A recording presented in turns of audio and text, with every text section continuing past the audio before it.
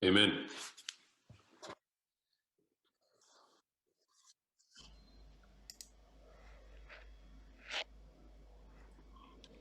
Okay, so greetings again. Takže znova vás zdravím. We will pick up where we left off. A budeme pokračovať tam, kde sme skončili. And if I may share the timeline that we've been looking at. A chcem sa podeliť o časovú os alebo líniu, na ktorú sme sa pozerali. Okay, so we were looking at the case of Harris versus McRae. Pozerali sme sa na prípad Harris versus McRae z roku 1980. And as we look at this history, a keď sa pozrieme na tieto dejiny, it's a lot of information. Je tam veľa informácií. But as we go through this information, ale keď si the main objective. Prechádzame tieto informácie, musíme mať na pamäti ten hlavný cieľ. Because we see that abortion is a critical political issue today. Pretože vidíme, že potrat je dnes kritická politická otázka. It's a political issue that alebo zásadná. Je to politická otázka, ktorá je zásadná a je skutočne spojená s témou rovnosti. A schopnosti žien žiť v spoločnosti. And of course we have as in this movement we have a background, a heritage, if I may say it that way.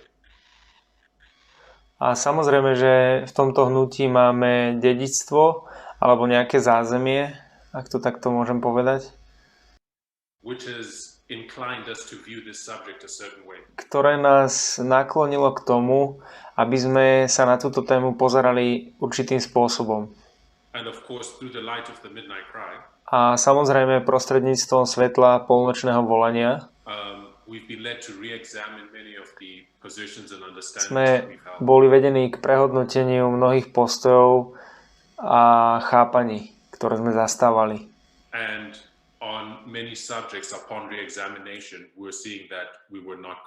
A v mnohých otázkach sme po opätovnom preskúmaní zistili, že sme nemali pravdu. Or certain subjects are more complex and nuanced than we understood them before. Alebo že niektoré témy sú zložitejšie a diferencovanejšie, než sme ich chápali predtým. And that we really fall into a dangerous position if we oversimplify subjects that are very complex. Alebo že by sme sa dostali do nebezpečnej pozície, keď príliš zjednodušujeme alebo zjednodušíme témy, ktoré sú zložité. I say in the conversations I've had with people on such subjects. V rozhovoroch, ktoré som mal s ľuďmi na túto tému, that in that oversimplification, som povedal, že v tomto prílišnom zjednodušení there is suffering inflicted upon other people. Je utrpenie spôsobené iným ľuďom.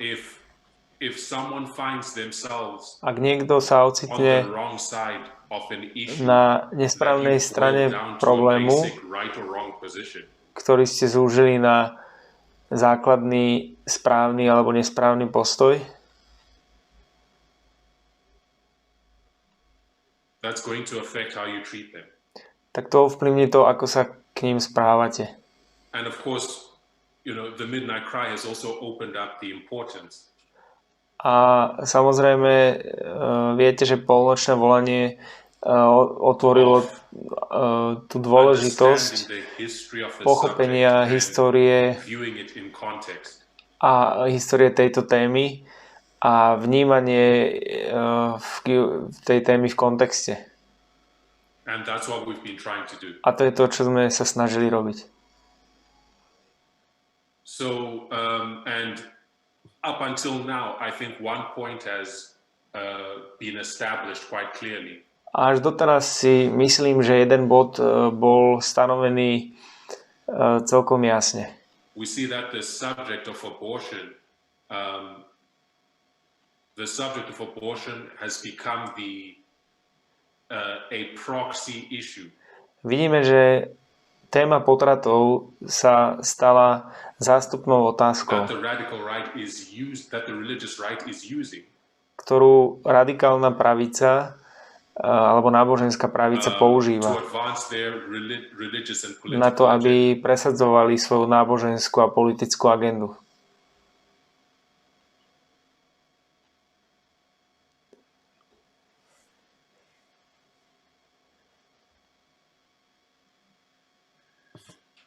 Okay.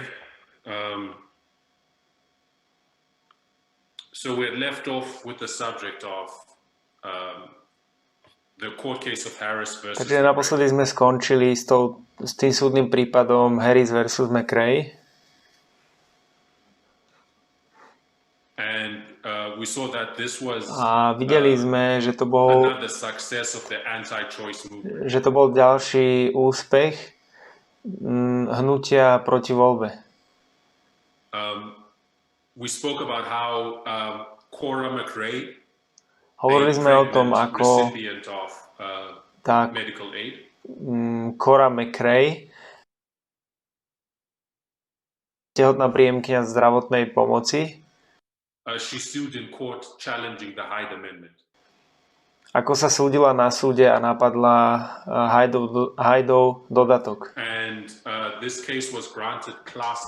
A tento prípad získal štatút hromadnej žaloby. Which meant that its ruling would set a precedent countrywide. Čo znamenalo, že jej rozhodnutie, alebo že toto rozhodnutie by vytvorilo precedens celoštátne. And what we saw yesterday was that the Supreme Court upheld the Hyde Amendment. A to, čo sme videli včera, je, že Najvyšší súd potvrdil ten Hydeov dodatok. And we also spoke about how a tiež sme hovorili o tom, ako, alebo o tom ich odôvodnení, ohľadne toho odôvodnení toho rozsudku, a to je oveľa problematický ten precedens. For one, the Supreme Court ruled that not having access to a right. Najvyšší súd totiž rozhodol, že ten prístup k právu nemajú. Alebo teda takto, že rozhodol, že nemožnosť prístupu k právu neporušuje rovnosť ochrany. So if you are poor and can't afford to access that right, takže ak ste chudobní a nemôžete si dovoliť prístup k tomuto právu, it does not mean you've been denied that right. It was their reasoning. Neznamená to, že vám bolo toto právo odopreté. Toto bolo ich odôvodnenie. So being poor did not give you protected class status. Takže to, že ste chudobní, vám nedáva postavenie chránenej triedy. And this has far-reaching implications. A toto má ďaleko siahle dôsledky. And another issue that was raised, a ďalšia otázka, ktorá bola daná, bola skutočnosť, že zástancovia toho Hydeovho dodatku dôsledne sa odvolávali na náboženstvo vo svojej motivácii.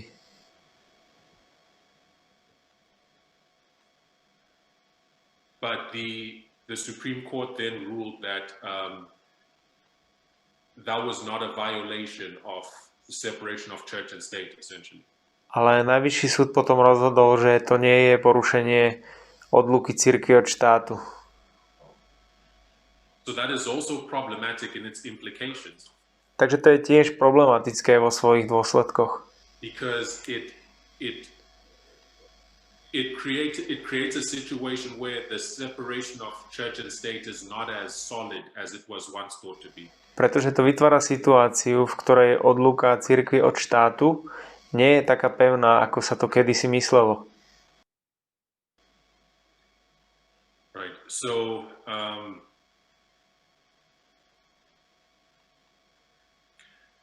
we come to the architects of the religious right. Takže sa dostávame k architektom náboženskej pravice.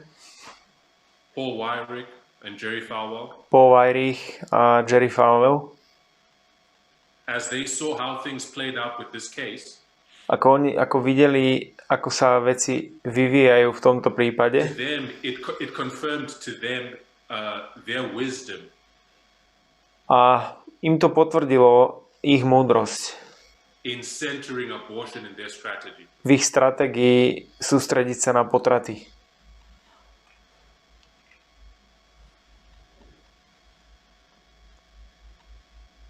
And what followed from this decision? A čo nasledovalo po tomto rozhodnutí? Was that anti-choice organizations? Bolo, že organizácie proti voľbe began to become really active začali byť skutočne aktívne in developing legislation to undermine Roe versus Wade. V príprave legislatívy, ktorá by podkopala ten rozsudok Roe v Wade. One being Americans United for Life. A jednou z nich boli Američania zjednotení za život. And I'll just make note of this one. A ja chcem poznamenám túto.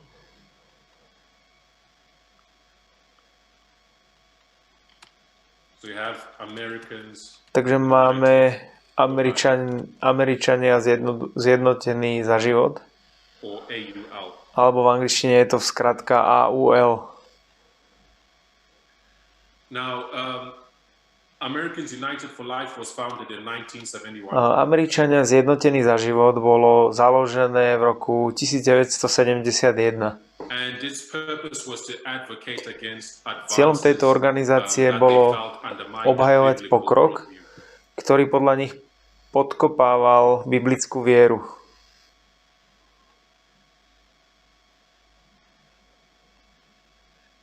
They focused on abortion, a zamerali sa na potraty. Embryonic stem cell research, Výskum embryonálnych kmeňových buniek, contraception, antikoncepciu and death with dignity a efforts. úsilie o dôstojnú smrť. And also against what it considered unnatural methods of childbearing, such as in vitro fertilization. A tiež boli proti tomu, čo považovali za neprirodzené metódy plodenia detí, ako napríklad oplodnenie in vitro. So Americans United for Life worked parallel to ALEC. Takže Američania zjednotení za život pracovali paralelne s organizáciou ALEC. It worked parallel to ALEC. And ALEC, remember, is the American Legislative Exchange. A tá ALEC, ako si pamätáte, je tá americká legislatívna rada pre výmenu. And where ALEC worked to produce right-wing corporate legislation. A ten ALEC pracoval na vytvorení, alebo tá organizácia pracovala na vytvorení pravicovej korporátnej legislatívy. A AUL, tí Američania zjednotení za život, pracovali na týchto ďalších otázkach, ako sú potraty. Takže keď nasledujeme ten prípad Cora versus McRae, the AUL moved very quickly to expand its victory. Teda nie Cora versus McRae, ale Harris versus McRae. Right, so following Harris versus McRae, the AUL moved very quickly to expand their victory. Takže Veľmi rýchlo sa pohol, AUL sa veľmi rýchlo pohol, aby rozšíril svoje víťazstvo. And began to produce model legislation for conservative state governments. A oni začali pripravovať vzorové právne predpisy pre konzervatívne štátne vlády. And this is something that we need to see. A toto je niečo, čo musíme vidieť. Because it's something that has been brought out by the message recently. Pretože je to niečo, čo nedávno prinieslo toto posolstvo. Which is the subtlety that is involved in all that we are seeing today. Čo je tá jemnosť, ktorá je zahrnutá vo všetkom, čo dnes vidíme. For example, we know we're not going to see the Constitution repealed. Napríklad my vieme, že nebudeme vidieť zrušenie ústavy. The Constitution is going to remain in place as it is. Ústava zostane v platnosti tak, ako je. But what we're seeing is the way it is interpreted is being manipulated. Ale to, čo vidíme, je, že spôsob, akým sa to interpretuje, je manipulovaný. It's much more subtle than A je to oveľa jemnejšie, než sme očakávali. Would happen in the previous dispensation. Dnes sme očakávali, že sa to stane v predchádzajúcom období. Ellen White says, we will see a reemergence of tyranny. Ellen Whiteová hovorí, že uvidíme opakovaný alebo opätovný nástup tyranie v Spojených štátoch. But today we know that Ale dnes vieme, the organs of government, že orgány vlády, the organs of a republican government, orgány republikánskej vlády, that those are not going to be removed, those are going to remain. že tieto nebudú odstránené, ale zostanú. But they're going to be so manipulated that the effect will be the putting in place of tyranny. Ale budú tak zmanipulované, že výsledkom bude zavedenie tyranie. It's much more subtle.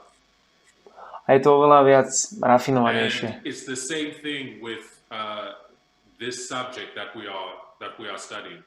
A je to rovnako aj s touto témou, ktorú študujeme. Because some may expect Roe versus Wade to be overturned entirely. Pretože niektorí ľudia môžu očakávať, že Roe versus Wade bude úplne zvrátené. Right? Something very, a stunning development. Niečo ako ohromný vývoj. And efforts are being made to overturn Roe versus A Wade. snahy sú vynakladané na to, aby bolo zvrátené, aby bol zvrátený tento prípad Roe v Wade. Roe versus Wade does not need to be overturned. Ale viete, ten Roe v Wade nemusí byť zvrátený. While Roe versus Wade is a federal,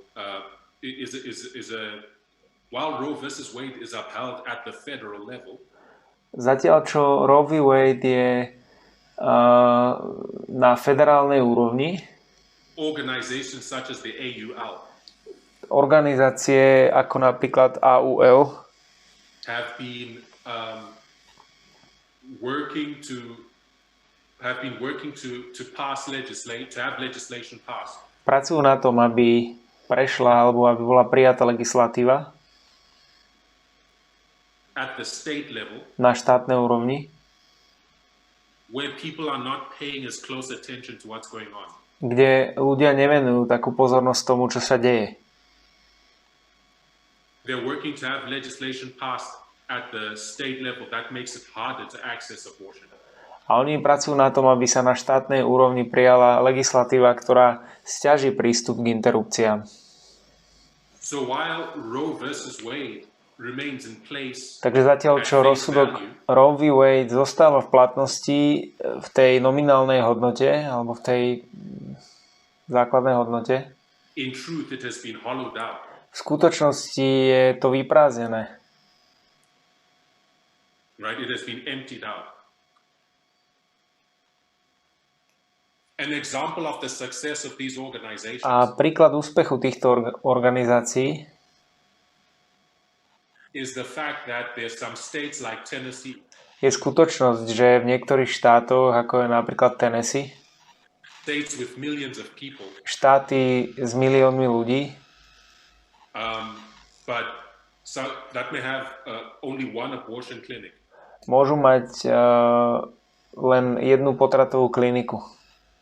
Now imagine an entire state with millions of people. Teraz predstavte si celý ten štát s miliónmi ľudí, ktorý má len jednu kliniku. Right? It's completely removing access to Je to úplné odstránenie prístupu k právu. Realistically. Reálne. Right. So that's what we need to observe. It's these organizations, most of us, you're probably hearing them for the first time. A väčšina z nás možno toto počujete prvýkrát. But they've made a lot of progress in undermining. Ale oni urobili veľký postup, pokrok v tom podkopaní rodovej rovnosti. Okay, so we're looking at Harris versus McRae. Takže pozeráme sa na Harris versus McRae. Now we come to another case. A teraz sa dostávame k ďalšiemu prípadu. It's not on this chart. I will Na tejto tabuľke nie je, ale pridám ju a pošlem aktualizovanú tabuľku. But this case is a 1992 case. Tento prípad je z roku 1992.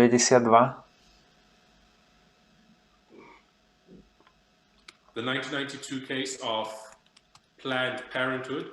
A je to prípad plánovaného rodičovstva z roku 1992. Planned Parenthood is the largest provider. Plánované rodičovstvo je najväčším poskytovateľom family planning služieb. Services in the United States. In addition to, it's the largest provider of abortion as well.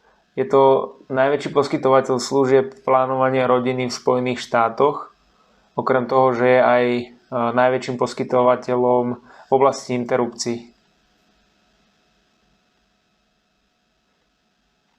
Okay, so when we look at Planned Parenthood versus Casey. Takže keď sme sa pozreli na prípad plánované rodičovstvo versus Casey, this was the Supreme Court case. Tak toto bol prípad Najvyššieho súdu. That brought a challenge to 5 provisions. Ktorý spochybnil of a Pennsylvania anti-abortion law. Ktorý spochybnil 5 ustanovení pensylvánskeho zákona o interrupciách protipotratového zákona. And this law had various provisions that were argued to be unconstitutional. Tento zákon, pensylvánsky protipotratový, mal rôzne ustanovenia, ktoré boli argumentované ako protiústavné. A medzi ne patrila povinná čakacia lehota, predtým, než žena mohla podstúpiť interrupciu.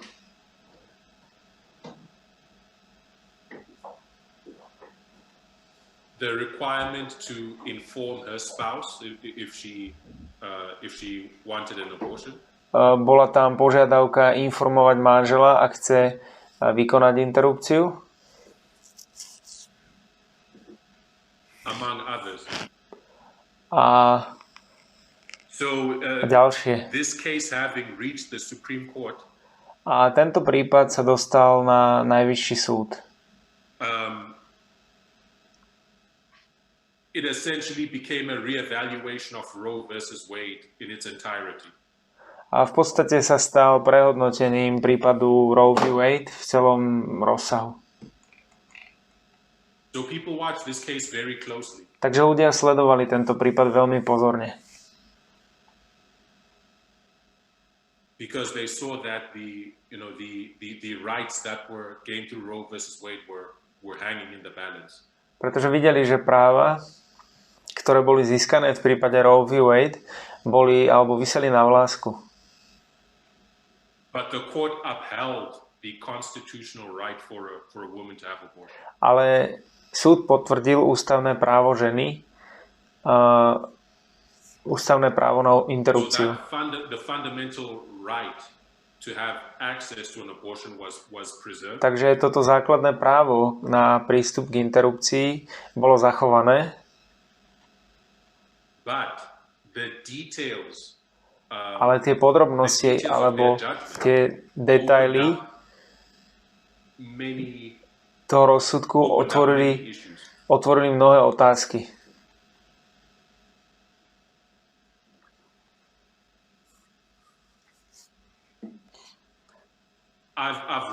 I've done some reading on this case and it's very technical. A čítal som si o tomto prípade a je to veľmi odborné, ale jednoducho povedané,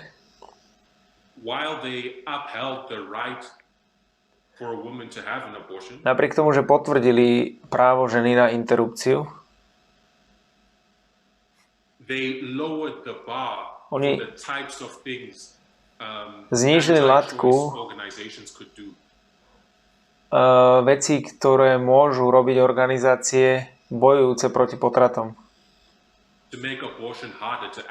aby sťažili prístup k interrupcii.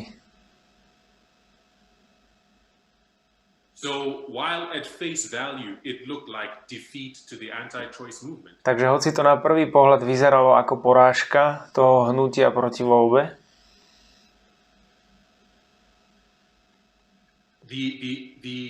the anti-choice movement saw a gold mine of opportunities. A hnutie proti potratom v tom videlo zlatú baňu príležitosti. In the details of the judgment. V podrobnostiach toho rozsudku. And it's after this 1992 case. A je to po tomto prípade v 1992, z toho roku 92, kedy vidíme organizácie napríklad ako Američania zjednotení za život a ďalšie organizácie, ktoré sa skutočne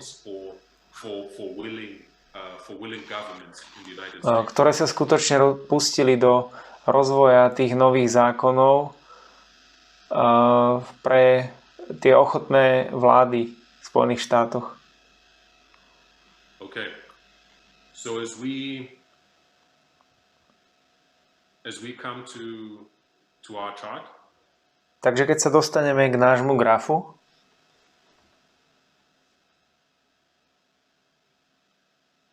right? So that would be in 1992. It's not on this chart, but bolo to v roku 1992, nie je to na tom grafe, ale pridáme to tam. What we want to do though is we've gone from Harris versus McRae. Čo však chceme urobiť je to, že sme prešli od Harris versus McRae z roku 1980 k plánovanému rodičovstvu versus Casey v roku 92.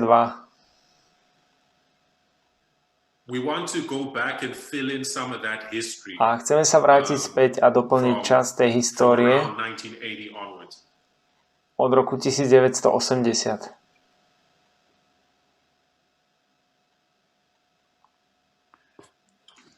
And as we do that, we're going to look at the first major electoral success of the religious right and the anti-choice movement. A popri tom sa pozrieme na prvý veľký volebný úspech náboženskej pravice a hnutia proti voľbe.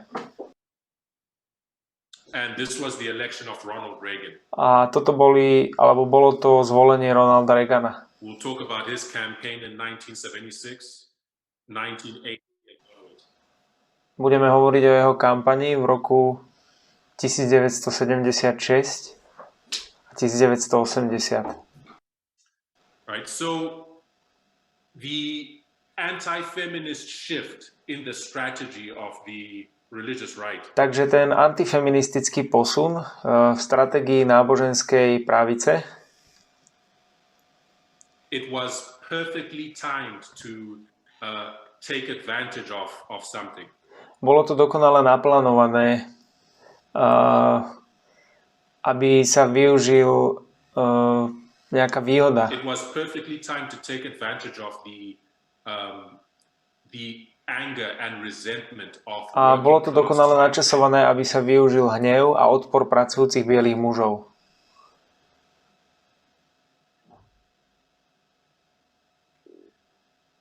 So you have this demographic. Takže máte túto demografickú skupinu bielých mužov pracujúcej triedy, prevažne z vidieckého prostredia.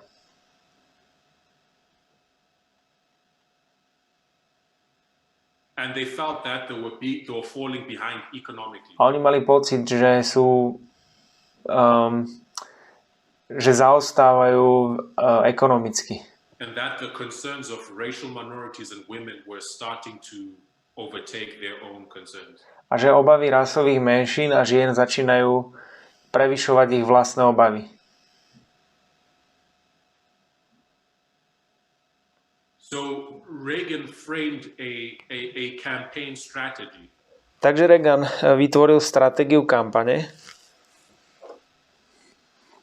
which made heavy appeals to racist attitudes. Ktorá sa výrazne odvolávala na rasistické postoje. But which also integrated anti-feminist narratives. Ale ktorá tiež zahrňala antifeministické narratívy. So, Reagan worked to integrate anti-feminism into the core of his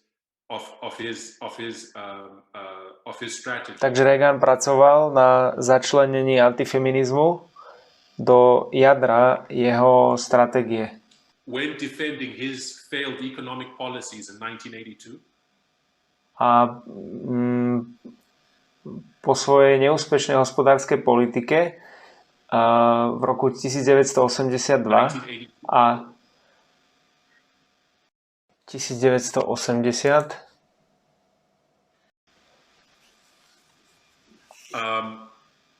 he argued that part of the unemployment problem, tak tvrdil, že časť problému nezamestnanosti part of the unemployment problem is not so much the recession that was happening.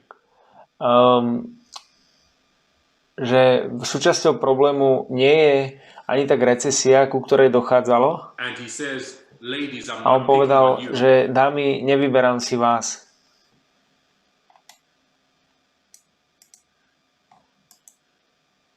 But more of you entering the workforce is the reason why this is happening. Ale dôvodom, prečo sa toto deje, je to, že do pracovného procesu right? So this strategy of vstupuje viac z vás.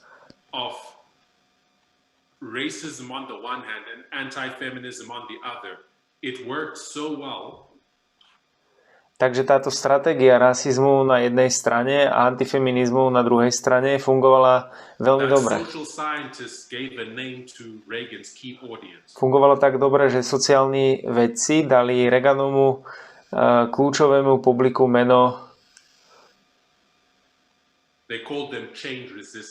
a nazvali ich odpor voči zmene.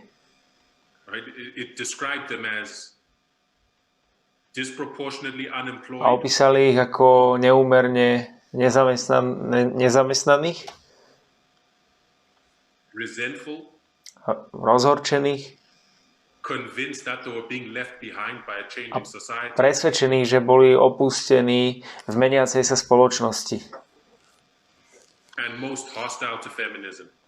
A také nepriateľskej a najviac nepriateľsky naladení boli voči feminizmu. Takže teraz o tom, ako Reagan riešil tému rasy. Vo svojej kampani v roku 1976 fake stories použil falošné príbehy, to stoke racial resentment. aby podnietil rasovú nevôľu. He spoke to crowds about people Hovoril k dávom o ľuďoch, living luxuriously. ktorí si kupujú luxusný život. Of, swimming pools and housing projects. Luxusný život bazénov a obytných projektov. Right? And he popularized the term welfare queen. A popularizoval termín kráľovna blahobytu. Niektorí z vás možno poznajú tento termín. Right? To create this image of, aby vytvoril tento obraz, black people were taking advantage of the system and white people were losing out. Ten obraz toho, že čierni ľudia využívajú systém a to je dôvod, prečo ľudia strácajú. So his strategy, it heavily relied on disinformation. Takže jeho stratégia sa vo veľkej miere spoliehala na dezinformácie And it worked. a fungovalo to.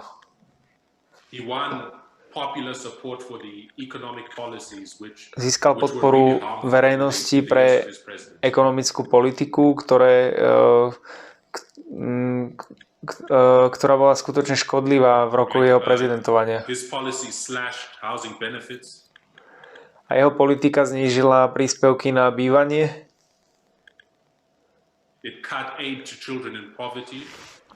On znížil pomoc deťom v chudobe.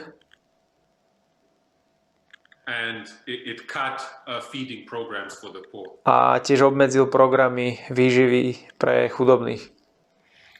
Okay, so something that the author of the book we're looking at makes note of. Takže niečo, čo si autor tej knihy, na ktorú sa pozeráme, čo si všíma,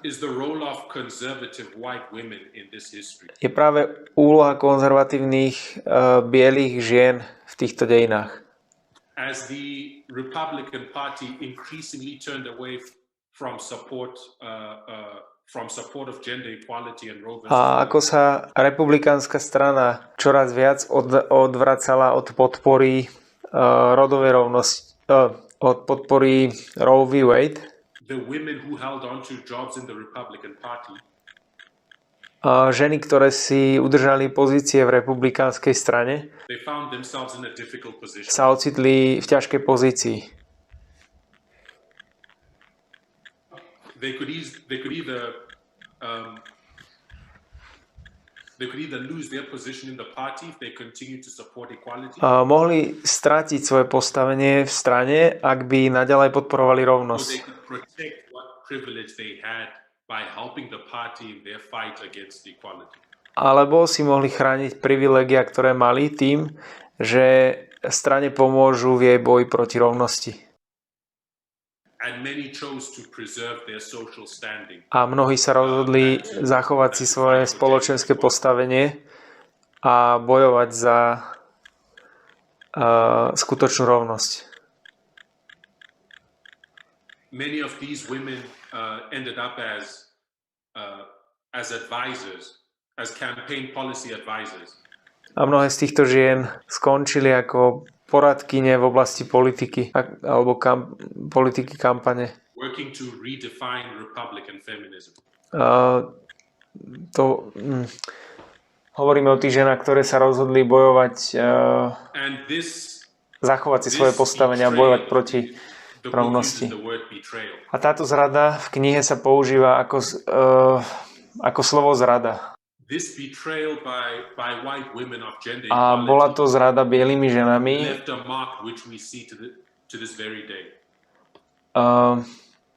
ktorá zanechala stopy, ktoré vidíme až do dnešnej doby.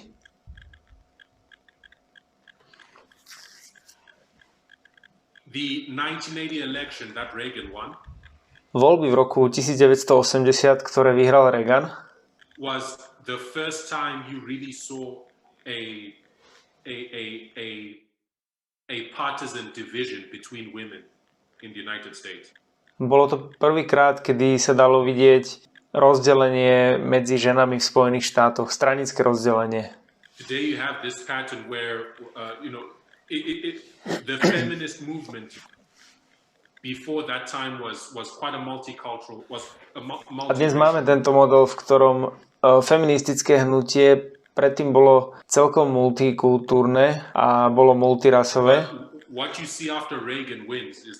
Ale po víťazstve Reagana vidíte jasné rasové rozdelenie po roku 1980.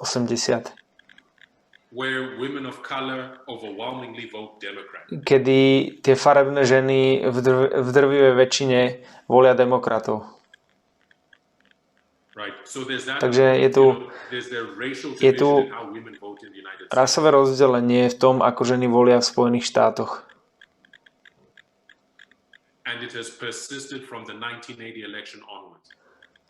A pretrváva to od volieb v roku 1980. Takže od Reagana ďalej the religious right has retained a level of influence within the Republican Party. Náboženská pravica si zachovala určitý vplyv v rámci republikánskej strany. Such that anti-choice has become the orthodox position within the party. Takže anti-choice alebo proti voľbe sa stalo ortodoxným postojom v rámci strany. It has not only become the orthodox position of the Republican Party, it has become a litmus test. Nielen, že sa stala ortodoxným postojom republikánskej strany, ale tiež sa stala aj lakmusovým papierikom. It has become a prerequisite, a requirement for support. Stala sa predpokladom a požiadavkou podpory. And what that has created within the Republican Party, a to, čo sa tým vytvorilo v republikánskej strane, is an arms race for who can be the most fervent basher of abortion.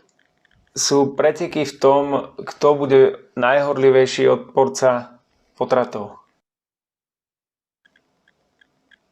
Now, the author of this book, Elise Hogue, autorka tejto knihy, Elise Hogue,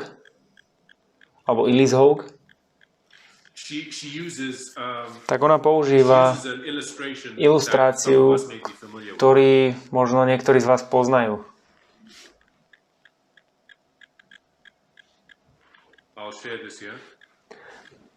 Budem to zdieľať. She compares and contrasts the careers of two conservative media personalities. Ona porovnáva a dáva do protikladu dve konzervatívne médiá. Alebo respektíve dve osobnosti z konzervatívnych médií. Tomi Lahren and Ben Shapiro. Je to Tomi Lahren a Ben Shapiro. Možno ich poznáte, ak sledujete správy. When you look at Tomi Lahren, keď sa pozriete na Tomi Lahren, some of you may remember years ago, around about 2017. Niektorí z vás si možno spomínajú na roky okolo roku 2017. Bola extrémne mimoriadne populárna mladá komentátorka na konzervatívnej platforme s názvom Blaze.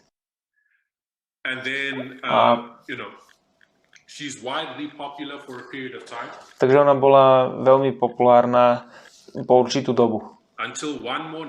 Až kým jedného rána v talk show The View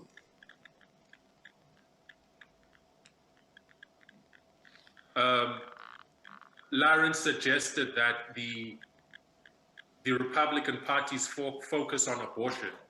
Táto Lahrenová povedala, že republikánska strana, alebo že zameranie sa na republikánskej strany na potraty bolo v rozpore s jej záväzkom k malej vláde.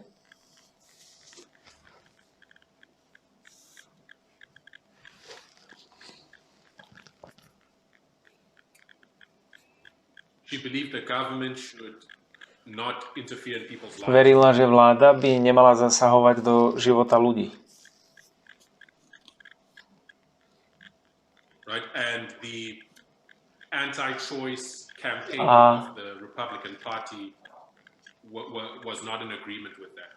A právo a kampaň republikánskej strany proti potratom nebola s tým v súlade.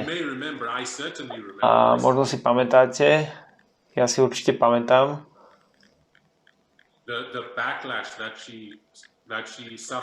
tú reakciu, ktorú utrpela v dôsledku tohto vyhlásenia, alebo spätnú väzbu, alebo takmer cez noc bola exkomunikovaná z konzervatívneho pravicového mediálneho establishmentu.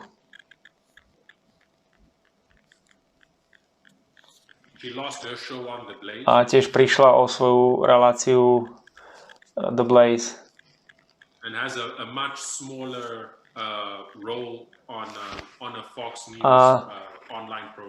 A mala, alebo má oveľa menšiu úlohu v online programe Fox News. Stratila tiež svojich sponzorov. A teraz, keď sa pozriete na Bena Shapira na druhej strane, tak dalo by sa povedať, že je rovnako populárny. Má svoju vlastnú rozhlasovú reláciu a tiež svoj vlastný YouTubeový kanál, ktorý je veľmi populárny v pravicových kruhoch.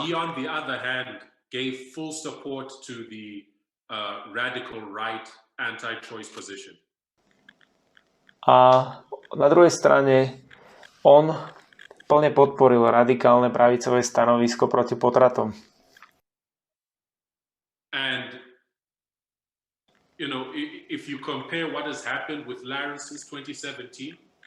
A ak si porovnáte, čo sa stalo s tou Larenovou v roku 2017 a so Shapirom, tak jeho kariéra prudko stúpla.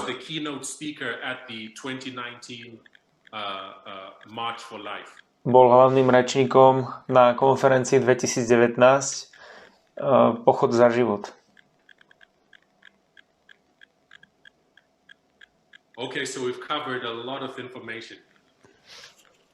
Takže teraz sme pokryli veľa informácií a je toho veľa na strávenie.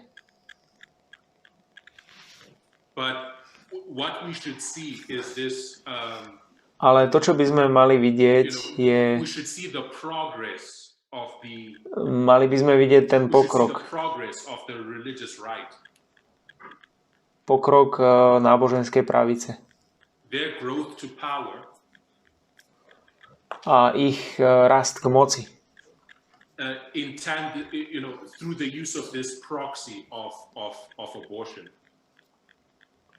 Prostredníctvom využívania tohto zástupného práva na potraty. We should see how they've used misinformation and propaganda. A mali by sme vidieť, ako využívajú dezinformácie a propagandu. How they've established organizations to advance their cause. Ako založili organizácie na podporu svojich súdov. How they've captured the Republican Party. Ako sa zmocnili republikánskej strany. How they've captured the right-wing media establishment. A ako sa zmocnili pravicových médií.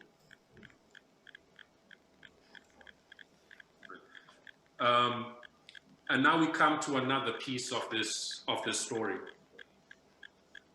A teraz sa dostávame k ďalšej časti tohto príbehu.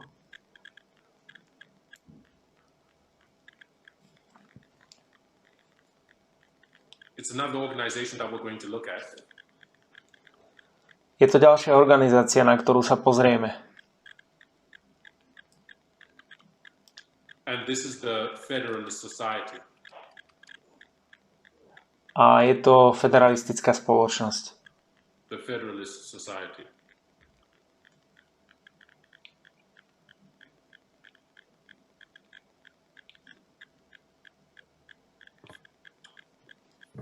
Just to put some contextual pieces for our look at the Federalist Society. Len aby som uviedol niekoľko súvislostí pred tým, ako sa pozrieme na federalistickú spoločnosť. The architects of the religious right, architekti náboženskej pravice, they understood that they now held enough power in the Republican Party to control the agenda. Pochopili, že teraz majú dostatočnú moc v republikánskej strane, aby mohli kontrolovať tú agendu. But they knew they needed more influence in Washington D.C. at the seat of government. Ale vedeli, že potrebujú väčší vplyv vo Washingtone D.C. v sídle vlády. That's where organizations like the Heritage Foundation come in. Kde sa objavujú organizácie napríklad ako Heritage Foundation. Heritage Foundation. Alebo nadácia dedičstva v preklade.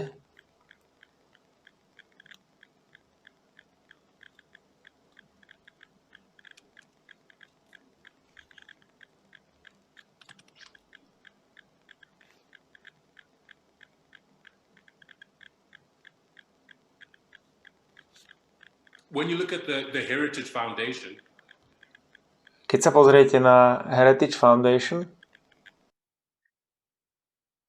it was founded by Weyrich, tak bolo to založené Weyrichom. and it developed a lot of the policy proposals that were used by Ronald Reagan. A vypracovala veľa politických návrhov, ktoré použil Ronald Reagan. As a matter of fact, it controlled much of the policy agenda of the Reagan administration. V skutočnosti kontrolovala alebo veľkú časť politickej agendy Reaganovej administratívy. And even when leaving office, Reagan acknowledged that the Heritage Foundation was a vital force. In A dokonca aj pri odchode z úradu Reagan priznal, že nadácia dedičstva alebo Heritage Foundation bola dôležitou silou vo Washingtone. Again, the architects of the religious right knew that they needed these organizations. Takže architekti náboženskej pravice vedeli, že ich potrebujú organizácie. Right, to be able to exercise influence beyond their numbers. Teda, že potrebujú organizácie, aby mohli uplatňovať vplyv nad rámec ich počtu. And so now we come to the Federalist Society. A tak sa teraz dostávame k tej federalistickej spoločnosti. The Federalist Society was one piece of their three-part strategy. Federalistická spoločnosť bola súčasťou jednou z častí ich trojdelnej stratégie. To establish their vision of a dominionist national order.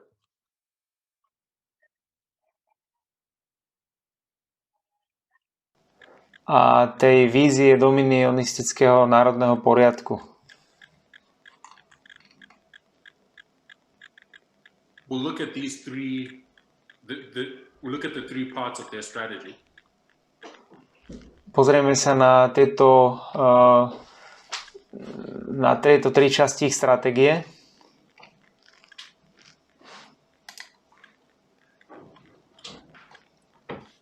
The three parts of their long-term strategy.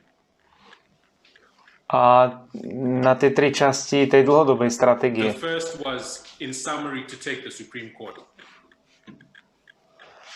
Prvou bolo obsadenie Najvyššieho súdu. The second was to use state legislation to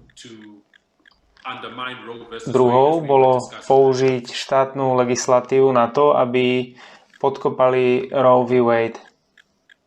Tak ako sme už o tom hovorili. The third was to gain political influence through the use of disinformation. A treťou bolo získať politický vplyv prostredníctvom využitia dezinformácií. But when we come to the first part, ale keď sa dostaneme k tej prvej časti, that of taking the Supreme Court, ohľadne toho prevzatia Najvyššieho súdu, tak vedeli, že sa nemôžu spoliehať len na politiku pri realizácii svojej agendy. Vedeli, že nemajú na svojej strane podporu verejnosti.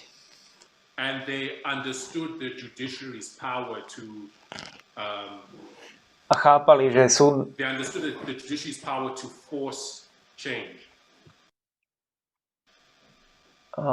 tú súdna moc si nemôže vynútiť zmenu. You know, they had the history of cases such as Brown versus Board of Education. Respektíve, že súdna moc si môže vynútiť zmenu. A mali históriu prípadov ako napríklad Brown versus Board of Education a tiež samotný ten prípad Roe v Wade. A videli, že Najvyšší súd môže byť prostriedkom na vynútenie zmeny.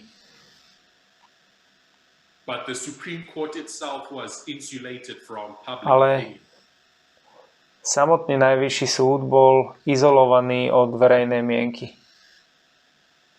It was not influenced by the will of voters. A nebolo ovplyvnený vôľou voličov. And for a group that understood that they did not have voters on their side. A pre skupinu, ktorá pochopila, že nemá voličov na svojej strane, they knew they needed a strategy to take the Supreme Court if they were going to win in the end. Vedeli, že ak chcú nakoniec zvíťaziť, tak potrebujú stratégiu na obsadenie Najvyššieho súdu. So in 1982, takže v roku 1982 skupina alebo sa na univerzite Yale zišla skupina konzervatívnych študentov a profesorov. A oni sa zišli na víkend a začali budovať taký jazyk a kultúru okolo tejto myšlienky ústavného originalizmu.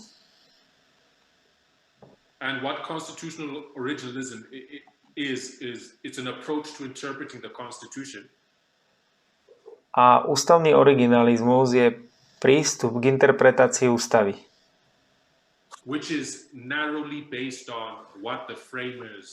ktorý je úzko založený na tom, čo tvorcovia mysleli, keď ju písali.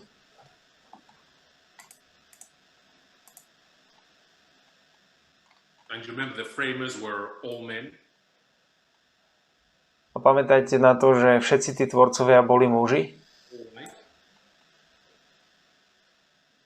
Všetci boli bieli. A väčšina boli kresťania.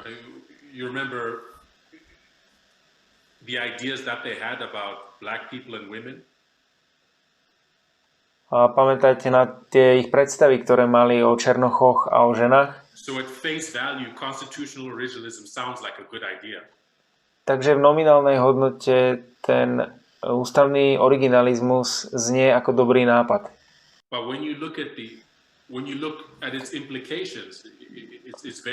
Ale keď sa pozriete na jeho dôsledky, tak stáva sa to veľmi problematické.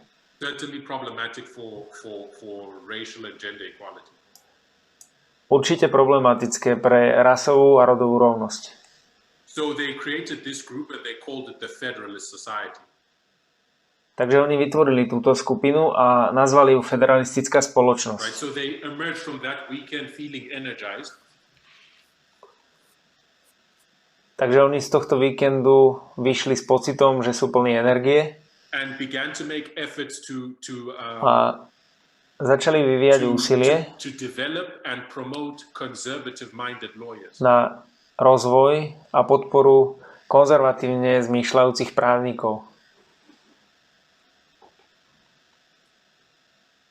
And to put conservative-minded lawyers in influential job positions. A začali rozmýšľať, ako umiestniť konzervatívne zmýšľajúcich právnikov na vplyvné pracovné pozície. With an ultimate goal of installing far-right judges. S konečným cieľom dosadiť krajne pravicových sudcov. And since then the federal society has really grown. A odvtedy sa federalistická spoločnosť skutočne rozrastla.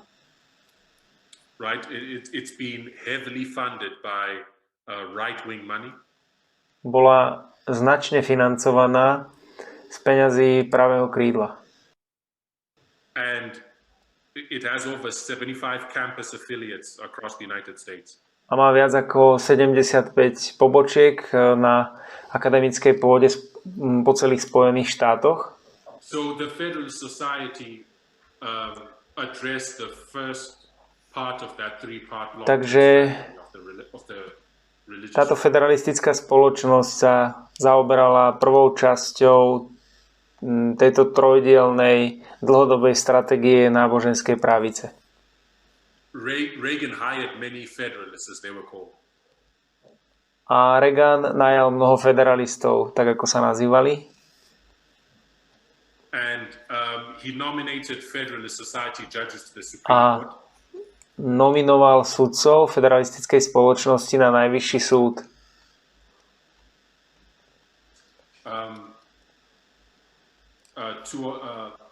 There were two of them, William Rehnquist and Antonin Scalia.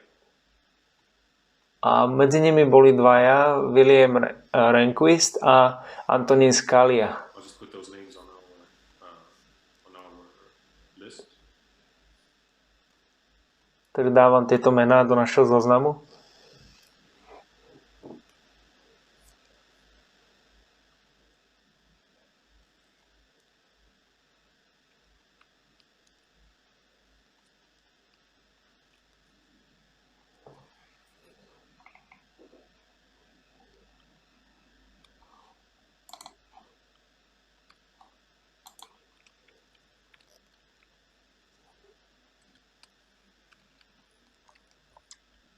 William Rehnquist and Antonin Scalia.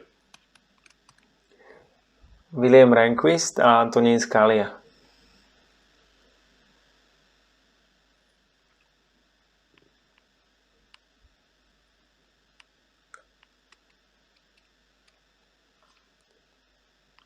Okay, so we'll continue.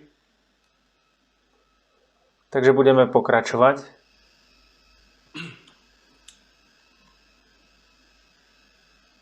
Rehnquist, actually, I'll make the note that his nomination was challenged on account of his participation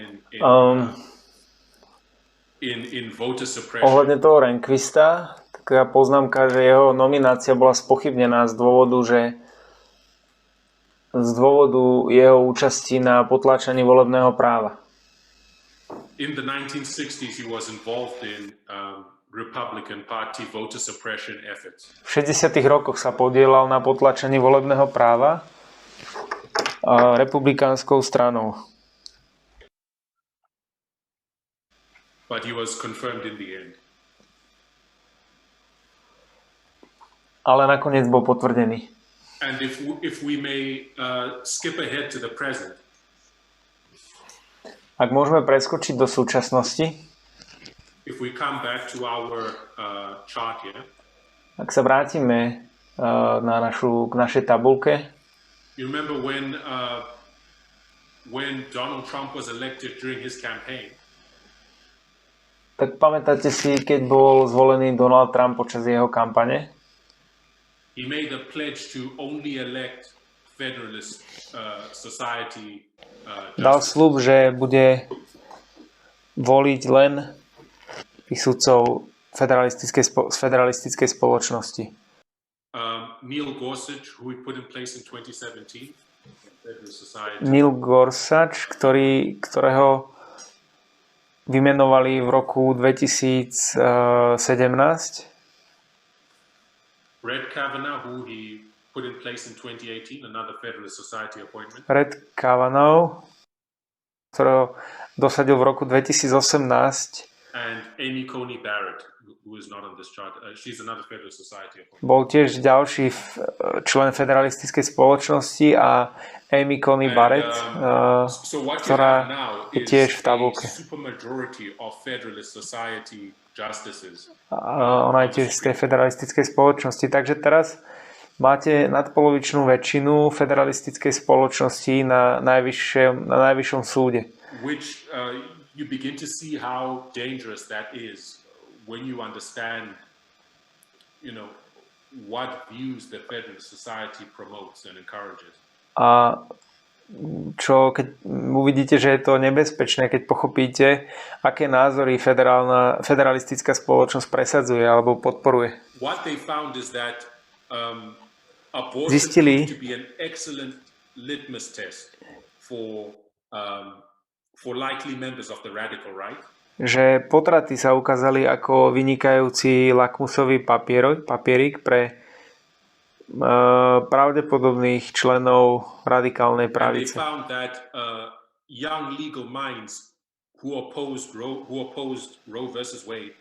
Zistili, že mladí právnici, ktorí boli proti Roe v. Wade, were also far more likely to adhere to the broader philosophy and policy preferences of their movement. Boli tiež oveľa náchylnejší k širšej filozofii a politike preferencií ich hnutia. Right, so that's an important point. Takže to je dôležitý bod. They saw that those legal minds who they were trying to promote to the Supreme Court. Videli, že títo právnici, ktorí sa snažili presadzovať na Najvyšší súd, ak sú proti Roe v. Wade, ak zastávali pozíciu proti voľbe,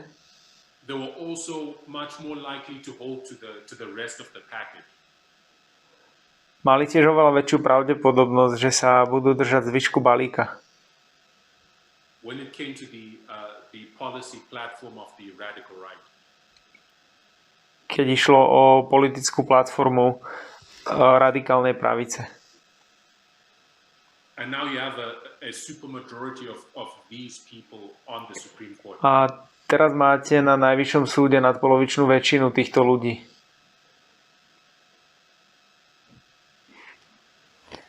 So, when we consider the setting of the stage for our Sunday law. Takže keď zoberieme do úvahy nastavenie scény pre náš nedeľný zákon,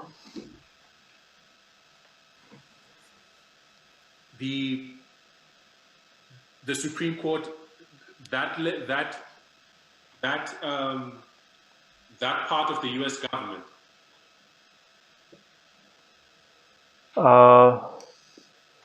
teda táto časť americkej vlády, Najvyšší súd, right, understanding that the government comprises of three bodies. A keď rozumieme tomu, že tá vláda sa skladá z troch častí. The judiciary, the executive and the legislature. Je to súdna, zákonodárna a výkonná. The judiciary is already been taken. A tá súdna bola už zabratá.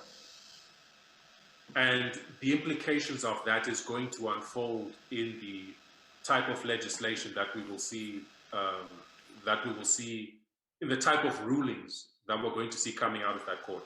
A v dôsledku toho sa prejavia v type právnych predpisov, ktoré uvidíme, v type rozhodnutí, ktoré budú vychádzať z tohto súdu.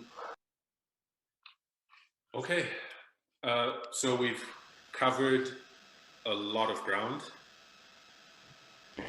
Takže dnes sme prebrali veľa vecí. It's been very information heavy. Bolo to veľmi náročné na informácie. But I think I'll pause here because the next section is a big piece that we need to.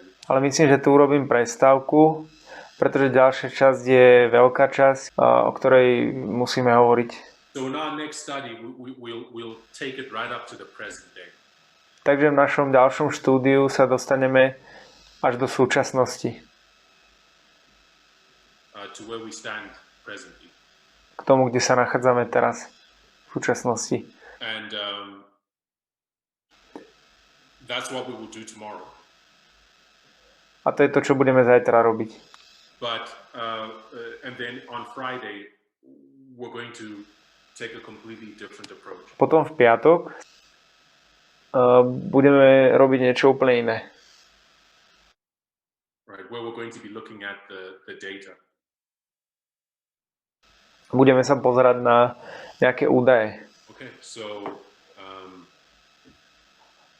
yes, it's been good. I'll ask that we close with the word. Takže bolo to dobré a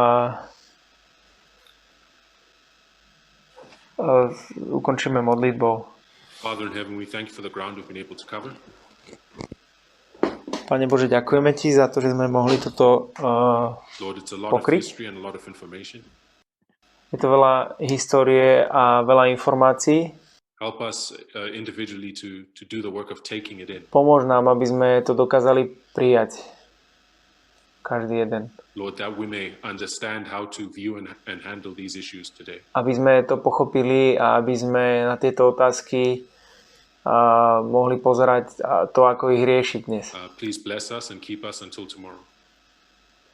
Prosím, požehnaj nám a zachovaj nás až do zajtra. We ask in Jesus' name.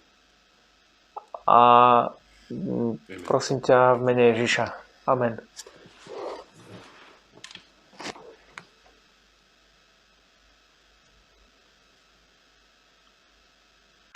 Okay, I'd like to thank everyone for time. I pray you've been blessed and enjoy your evening, afternoon, or morning.